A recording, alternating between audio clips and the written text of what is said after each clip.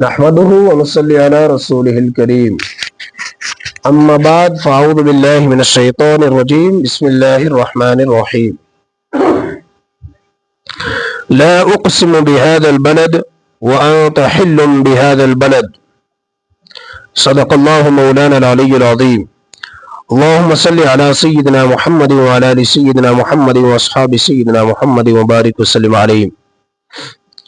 قرآن کریم میں اللہ رب العزت مکہ شہر کی قسم اٹھاتے ہوئے فرماتے ہیں، میں قسم کھاتا ہوں اس شہر مکہ کی جبکہ یعنی اے پیغمبر صلی اللہ علیہ وآلہ وسلم آپ اس شہر میں مقیم ہیں، وَهَذَا الْبَلَدِ الْأَمِينَ اور اس امن والے شہر کی قسم۔ جس طرح اللہ تعالیٰ کی ذات ہماری سوچ اور ہمارے تصور سے بہت اونچی ہے، اسی طرح اللہ تعالیٰ کے کام بھی ہمارے خیالوں سے بہت اونچے ہیں۔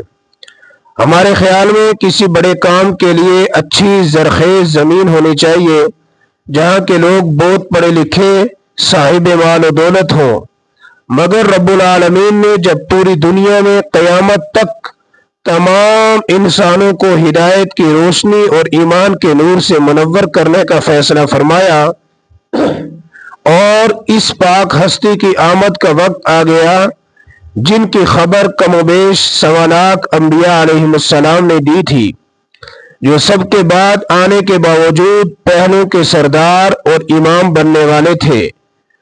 ان کے لیے اس علاقے کا انتخاب ہوا جو اپنی ظاہری خوبصورتی، اچھلتے ہوئے دریاؤں، ابلتے ہوئے چشموں کی فراوانی، نکھرتے گل کی کثرت سے مشہور نہیں تھا، بلکہ اس کے لیے اس شہر مکہ کا انتخاب ہوا جو سخت کالے پتھروں والی بالکل بنجر زمین سے مشہور تھا۔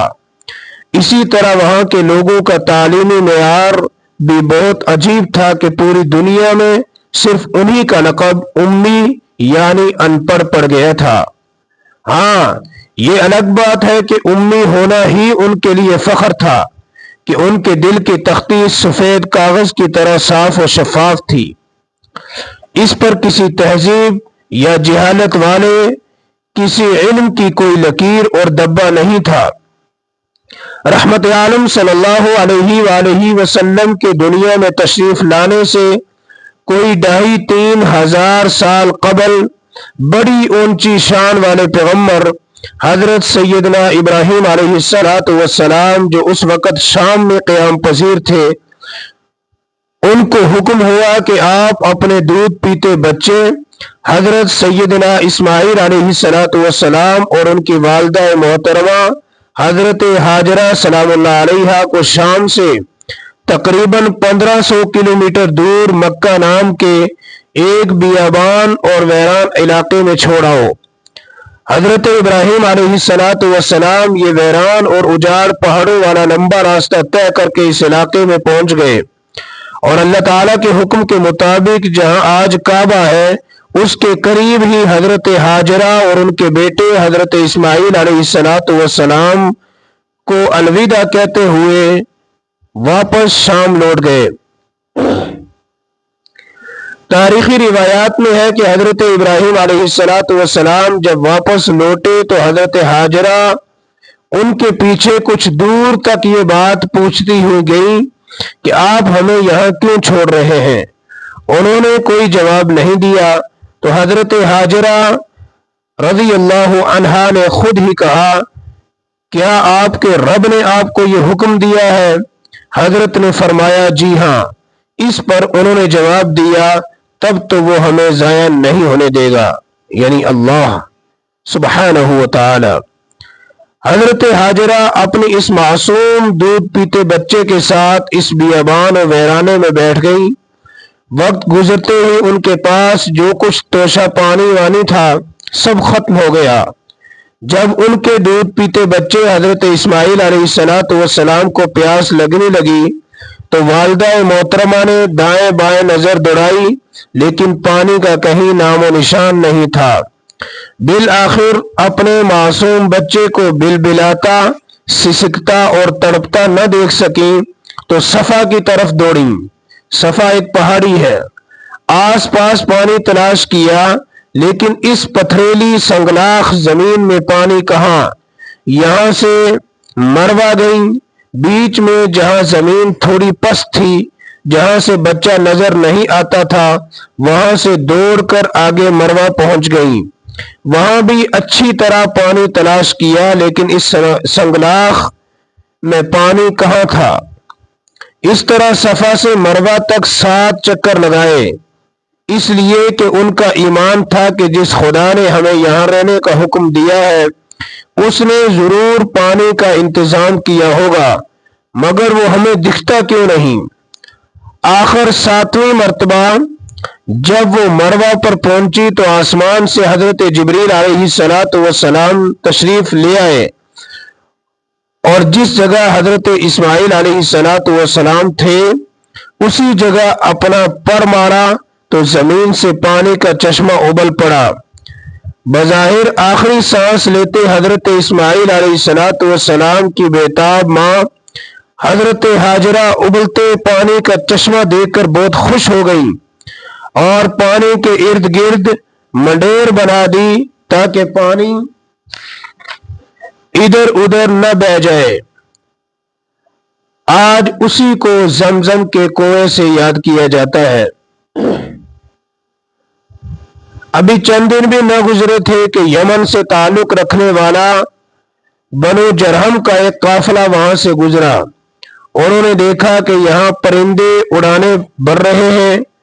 ان کے لیے یہ منظر حیران کن اور ناقابل یقین تھا۔ وہ حیران تھے کہ پرندے یہاں کیسے؟ عرب کے خشک علاقوں میں تو پرندے صرف پانی والی جگہ پر ہی نظر آتے ہیں۔ اس جستجو نے انہیں اس گھاٹی کی طرف آنے پر مجبور کر دیا جہاں پانی کا چشمہ اور ایک ماں بیٹے کو دیکھ کر وہ ششدر رہ گئے۔ انہوں نے حضرت ہاجرہ سے اجازت لے کر وہاں رہنا شروع کر دیا۔ پھر کیا تھا، دیکھتے ہی دیکھتے یہ ایک بستی سے، قصبہ سے اور ایک شہر بن گیا۔ یعنی ایک بستی سے قصبہ اور پھر قصبہ سے شہر بن گیا۔ ادھر حضرت ابراہیم علیہ السلام بھی کچھ عرصہ بعد شام سے دوبارہ تشریف لائے۔ اسی دوران حضرت اسماعیل علیہ السلام کو قربان کرنے کا وہ مشہور خواب دیکھا جس کا تذکرہ قرآن کریم میں تفصیل کے ساتھ موجود ہے۔ کچھ عرصہ بعد حضرت ابراہیم علیہ السلام نے اللہ تعالیٰ کے حکم اور حضرت جبریل علیہ السلام کی نشاندہی پر اللہ تعالیٰ کے گھر خانہ کعبہ کی پرانی بنیادوں پر تعمیر فرمائی جو گزرتے زمانے کے ساتھ ساتھ بالکل ختم ہو چکی تھیں۔ تعمیر فرماتے ہوئے اخلاص اور للہیت سے پر کچھ دعائیں دل کے نہا خانوں کے گہرائیوں سے اٹھ کر لبوں پر آ گئیں۔ وہ دعا کیا تھی؟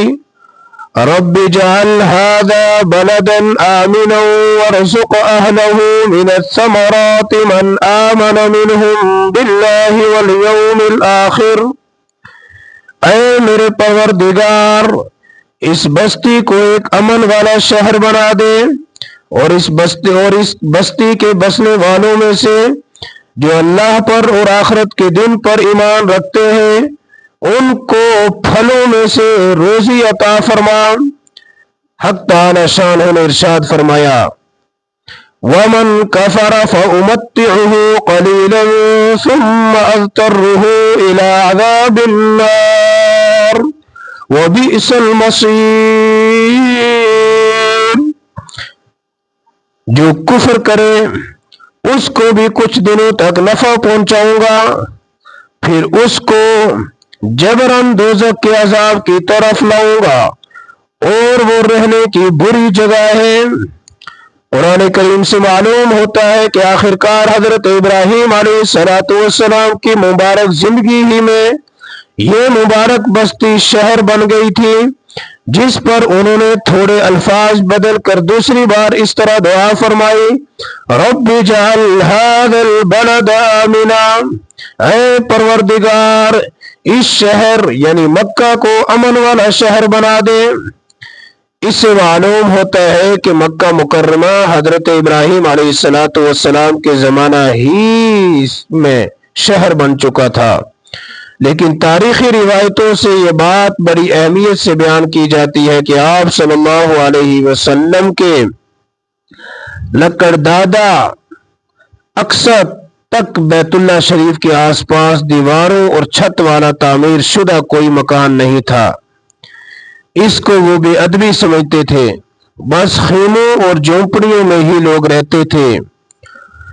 قصی بن کلاب نے سب سے پہلے دیواروں اور چھت والے مکان بنوائے تھے، لیکن آج کی طرح کئی منزلوں والی عمارتوں کا اس شہر میں تصور بھی نہیں کیا جا سکتا تھا۔ رب العزت سے دعا ہے اللہ تعالی ہمیں حضور کی سیرت کو سمجھنے، سننے اور اس پر عمل کی توفیق عطا فرمائے۔ آج کے لیے اتنا ہی ہے، اگلی قسط کا انتظار کیجیے اور جڑے رہیے ہمارے ساتھ۔ انشاءاللہ حرف بہ حرف، لفظ بہ لفظ، لمحہ بہ لمحہ آپ کو حضور صلی اللہ علیہ وسلم کی سیرت سنائیں گے، اور رب العزت سے دعا ہے آپ حضور صلی اللہ علیہ وسلم کی سیرت کو سن کر حضور سے آپ کی محبت میں اضافہ ہوگا، اور حضور کی سیرت پر چلنے کے لیے آپ عملی توفیق اللہ سے مانگیں گے۔ اللہ رب العزت ہم سب کا حامی و ناصر ہو، اور ہم سب کو حضور صلی اللہ علیہ وسلم سے سچی محبت عطا فرمائے۔ وما علینا الا البلاغ۔ اگلی قسط کا انتظار ضرور کیجیے گا، اور انشاءاللہ بہت جلد جب قسط آ جائے اسے خود بھی سنیں اور دوست و احباب کے ساتھ بھی شیئر کریں۔ والسلام علیکم ورحمۃ اللہ وبرکاتہ۔